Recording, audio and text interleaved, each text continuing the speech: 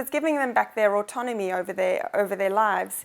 In a high-resource setting, we don't even think twice. It's completely accepted that it should be normal for people living with diabetes to inject their own insulin, yet this is not the reality for people in many low-resource settings.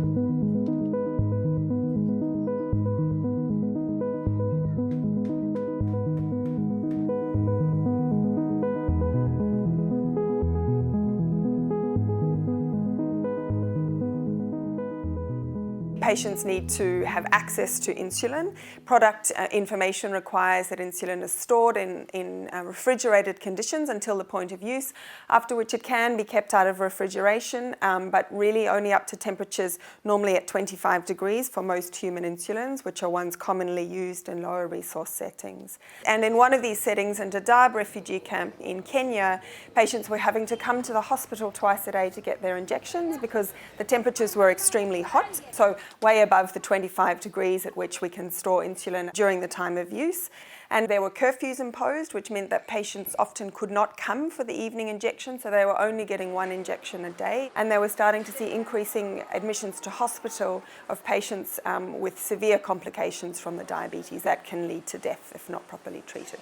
And so we teamed up with the University of Geneva pharmaceutical department to have a look at the stability of insulin under the temperatures that we found inside a patient's home in Dadaab camp.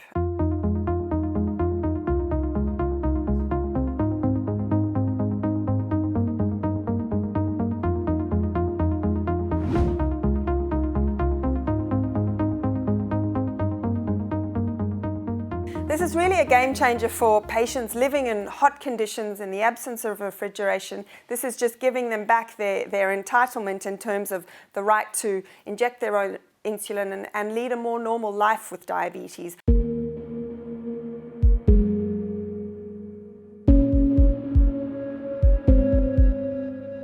So with this evidence that really insulin is much more stable than product information currently allows, we really call on pharmaceutical corporations to submit to regulatory authorities for use of insulin under expanded temperatures in order to make this more feasible and possible for the many people living without refrigeration in hot temperatures. We call for a consensus statement on the use of insulin, for example in locally made cooling containers out of refrigeration and endorsed by WHO, to give clinicians in low resource settings the confidence to be able to treat patients with insulin, enable them to inject themselves at home.